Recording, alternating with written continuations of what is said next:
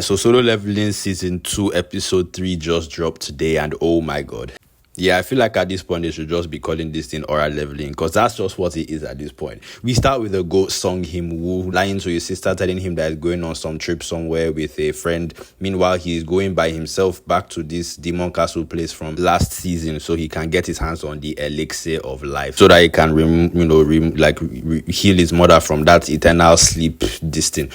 The system now tasks him with killing 10,000 entities in that castle. And bro's like, alright, so let the squabbles begin. Bro is clearing level after level, boss after boss. And we run into this guy with this obese ass boss. And my guy Jin-woo wondering whether this guy was the boss or whether he is the boss.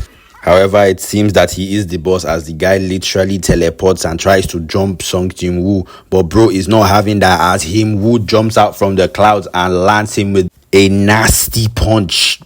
Bro gonna come out looking like this. Boom! Had bro flying. Even Him-woo himself was shocked at his own strength. Then they get to squabble, and Jin-woo is actually being held by this Keiso ass boss. I do not know how, but well, there you go. I ain't gonna lie, this thing's fast though. Like, it seems they run like more guys, like I'm watching Attack on Titan. What if very you runs and uses his sense to like cut the guy's head and pummel him to death with this building. So of course he has won. Then he levels up and proceeds to the next floor of the dungeon. The dungeon has 100 floor, by the way. I think this floor was the 50th floor, So he proceeds, and we skip to the 75th floor, where Jin-woo's army is ready to squabble, and we see this boss. And nah. This part was actually heartbreaking. Look at his face. Just this is the face of someone. This is the face of someone that has. The guy didn't even fight. He just looked at you. He just looked at you. Bro was like, how the fuck did this guy get here?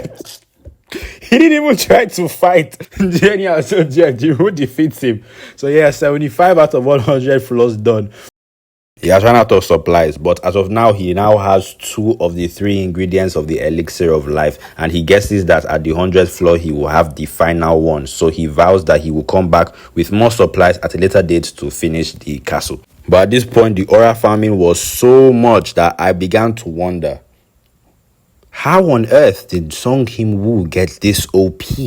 And I can tell you, bro, it's not luck. Because at the beginning of this episode, we were introduced to Sung Jin-woo's father himself, who has been absent in the lives of his son and daughter for as long as we know. But don't worry, it's not because he went to get the milk. Bro was actually trapped in a dungeon and, he could not escape. But he finally escaped and ended up in the USA. So they captured him and brought him in for questioning.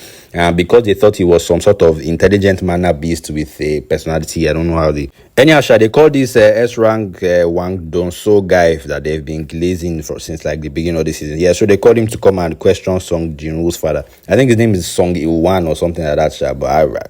Anyhow, he's Jin-woo's dad. So Jin-woo's dad is trying to explain to bro that, look, all this dungeon, S-class, A-class thing is rubbish. Trying to warn him that there are greater powers at play in the universe and that he is very insignificant. He also warns of an impending calamity that will soon befall planet Earth. However, it seems Wang Dong-so has only maxed out his strength stats. Intelligence is in the negatives. Bro proceeds to just tell Jin-woo's father to shut up, insults him, and then he now brings up Sung Jin-woo. And he tells his father that he's dead, because he didn't wait till the end of the Red Gate incident, so he doesn't know that Sung Jin-woo is actually alive. But anyhow, he tells his father that he's dead, and he tells him that he's also going to kill him for whatever reason, I guess. So they start going aura for aura, and oh my god, at this point, I'm expecting a whole last squabble. Wow, S-rank guy versus Jin-woo's dad. Let's see some boxing, right?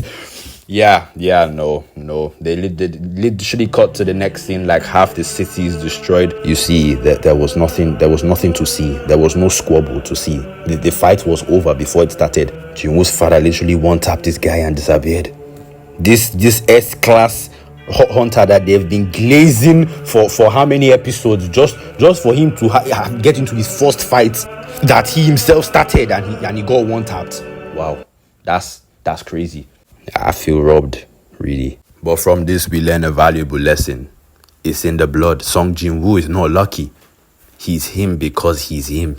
But anyhow, yeah, that's basically my take on episode 3. Obviously, I didn't go through like every single thing that happened in this episode because what's the point? You guys should go and watch the anime. I mean, that's the point of doing these videos. Go watch the anime.